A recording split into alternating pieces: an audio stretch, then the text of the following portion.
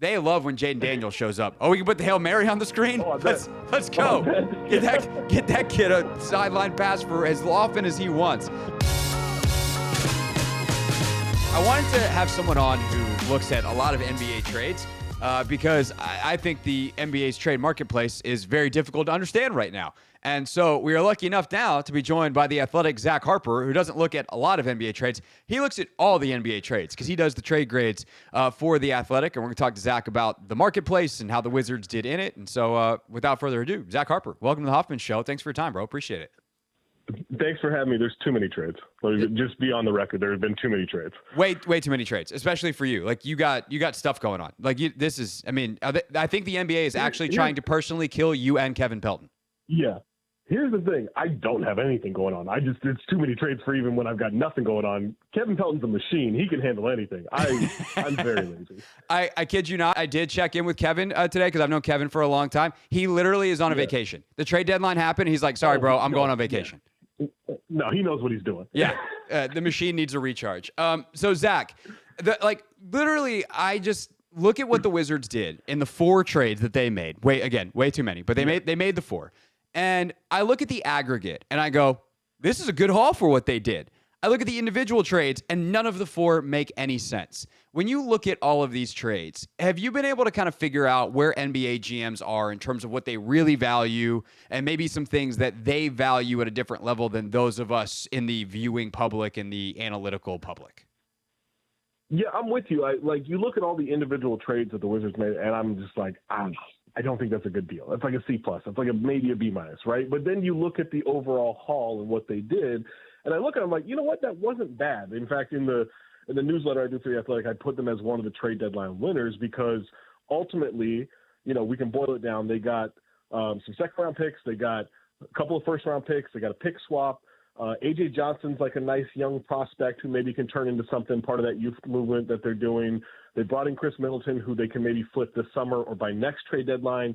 Same with Marcus Smart. I do think, when you're a bad team and you're in a rebuild, the best thing you can do is get into these trades, right? Whether it's a 3, 4, 5-team trade, whatever. Best thing to do is get into those trades, get involved, and end up with something from it in terms of draft capital. And the Wizards, to their credit, did exactly that. It wasn't the most direct route of doing it, but I do think there's more down the line, and that's ultimately what you want to do. You want to just keep accumulating this stuff, whether you use it to your own benefit as a draft piece or as a trade piece.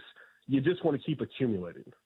Right. And so they do that, and they do that really with their last 2 trades is kind of when the payoff comes. But you look at how does Jonas Valanciunas, who's arguably been their best player this year, which probably explains a lot, but Jonas goes to Sacramento for 2 picks and 2 second rounders and a guy they waive, and then they send Jared Butler and 4 seconds to Philadelphia and get a first back because they take on Reggie Jackson. How much is this being impacted by the new CBA and the aprons and the luxury tax penalties and all of the non-basketball stuff versus whatever basketball reasons might be influencing the turnaround in some of these deals? First of all, how great is it that we have trades happen and we immediately think, did they get under the second apron? That's what basketball's about, right? That's what we're happy about. What dreams are made of. Yeah, this is we want to bust out like a Quicken Books or something. That's how basketball's made. But yeah, no, I think a lot of it has to do with this new collective bargaining agreement, and a lot of it has to do with teams trying to get under that second apron, get under that first apron. Luxury tax has been a thing for a long time, but now there are severe penalties with it. And it's why you saw Toronto get active with this. You saw Detroit get active with this. You saw the Wizards get active with this, and Charlotte as well. When you're a bad team, the best thing you can do if you have cap flexibility, which you should if you're a bad team, is to be able to include yourself on these trades. And so that's the mark of a smart front office and someone who's doing their job is extracting out of that. And I think I would say 80% of the trades that happened yesterday or the day before, I would say 80% of them had to do with money rather than basketball. It's a lot of that. There were some real basketball moves, but a lot of it is just trying to figure out how do we not get penalized as much. And teams like the Wizards, teams like the Hornets, they figure out a way to benefit from those other teams spending too much early on. Is there a part of you that just, especially because you do some comedy stuff as well, do you just want to change your grading system for those and be like, I'm not doing trade grades, or I'm just going to put a dollar sign and move on. Like, this shouldn't be a thing that most people care about. Well, that's something I do every year it's usually after the trade deadline, but I think we put it out a little bit before this year. But I usually do like a hindsight, right? Like, hey, we had the trades last year. What do they look like now? And one of those little bits that just it makes me laugh. I don't know if anyone else cares about it, but I put a FOMO scale for there, right? Like, did you actually want to make this trade, or did you just want to see yourself on the ticker on the bottom of the screen? And so I think a lot of these are going to have high FOMO scores next year. I love it. Zach Harper, NBA writer for The Athletic, is with us here on the Hoffman Show. So, Zach, kind of like we could do, and I say like me and you specifically, but also like we, the general NBA talking head public, we could do hours long of podcasts on these type of topics. But like existentially, is this a problem for the league? In that we have gotten so far down, like the lawyers having to do a million things on the rabbit hole that like it is so much not about the basketball, and it is hard to follow for fans. Like, fans care a lot about the transaction market, but it's become so difficult to follow and understand that is there any push that you've heard in the league of like, we got to rethink how we do this, the Supermax, and like what just happened with Luka feels like a pretty important moment, and like just how complicated the CBA has become, and the impact that it's now having on how the sport is consumed. Like, is this kind of an existential point in the NBA, or just they're gonna have every team's gonna have their expert and their lawyers, and the CBAs are only gonna get more complicated with more carve outs moving forward, and we're just gonna have to deal with it? Yeah, I mean, I unfortunately, I think it's the latter, right? Like, because there is, there's a portion of this where, and I think the league can even admit this, it's gotten pretty bad at marketing itself, right? Like we can talk about ratings and stuff all day, and I think those conversations are really tired at this point. But ultimately, the league in becoming, I mean, this is part of the give and take of when you become, going from like an 8 or 9 month league to a 12-month league, at least in the news cycle, that happens because of transactions, right? And you keep the interest going because of transactions, and they can pretend they want to restrict player movement, and they don't, like, they want to be in the headlines, and that's part of marketing. And so to get that, you have to become a team, a league where this little minutia stuff and the lawyers and the collective bargaining agreement and everything, that becomes a part of it. And I do think the NBA would like to have it more about basketball.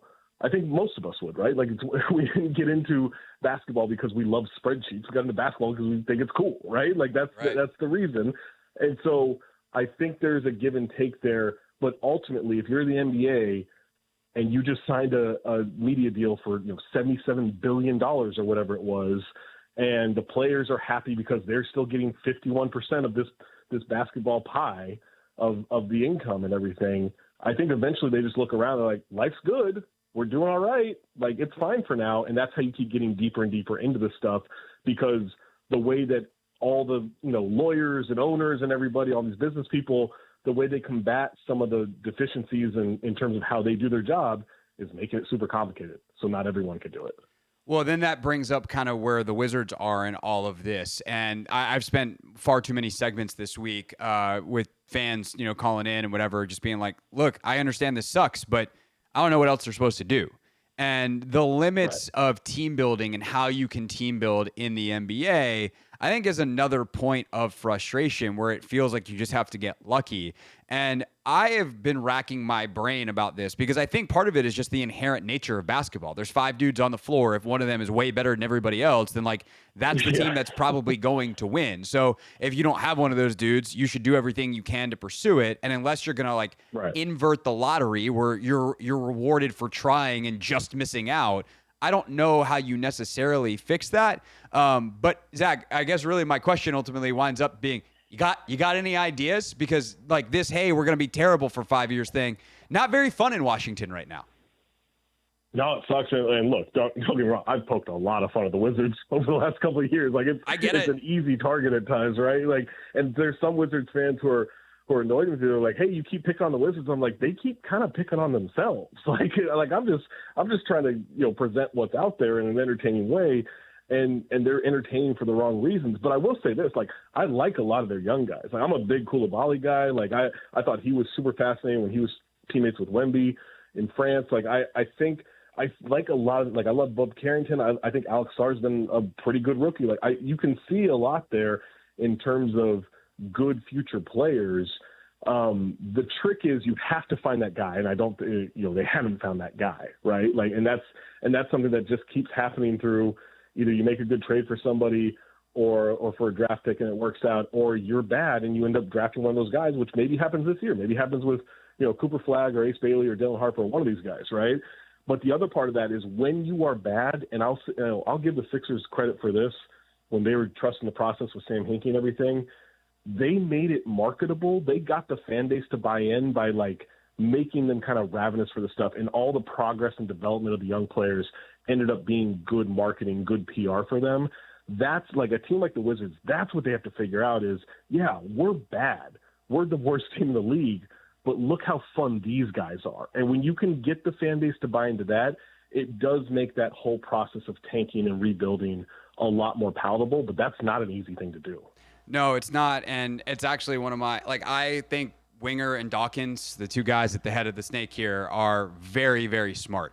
They also come from Oklahoma City, where they don't talk to anyone in terms of like doing public interviews or press conferences. And it's current gripe, Zach. I'm going to put it that way. It's a current gripe, and I would like for them to come out and explain themselves. Because the thing is, too, like, I think they're really smart. And I think when they do answer questions, typically they do it like twice a year on media day and then their season-ending press conference.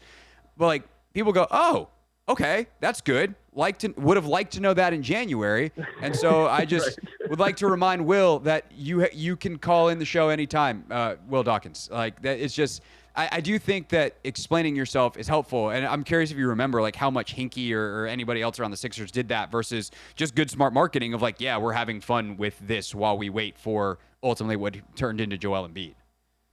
Well, that was the thing. That was the brilliant part about the whole Hinkie thing. And I don't know if this was intentional or it just happened because of the fan base, but like the podcasts and the blogs and everything, they essentially did that marketing for the 76ers. Like Hinkie never talked. And it was actually a big issue in terms of how the NBA viewed it, because it kind of felt like he was hiding from this blatant, operation that was happening on the court.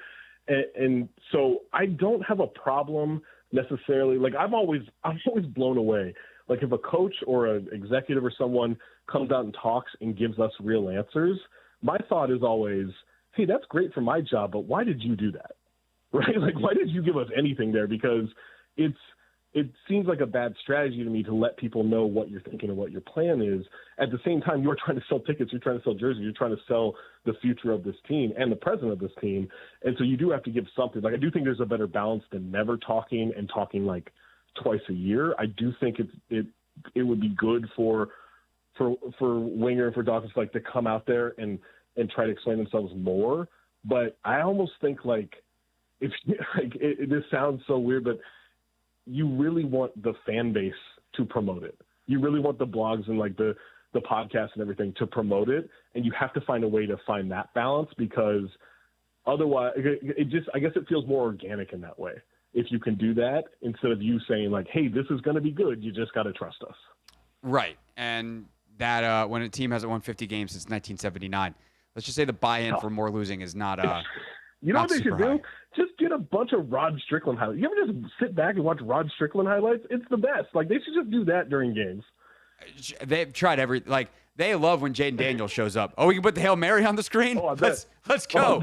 Get that kid a sideline pass for as often as he wants. Zach Harper's got trade grades for all these Wizards trades, but also like the Jimmy Butler trade, all down analysis of each and every trade at The Athletic. Zach, always appreciate it. I should say really appreciate it, and let's make it an always appreciate it. This was great. We'd love to have you back sooner rather than later. Hey, man. Anytime. I appreciate it. Thank you. All right. That's Zach Harper, everybody, with us on the Hoffman Show here on the Team 980.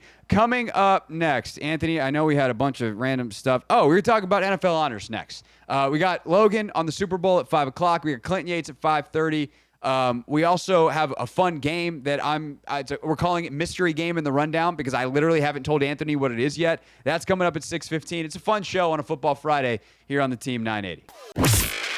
Hey, this is DA, and you're listening to The Hoffman Show on the Team 980 and the Odyssey app.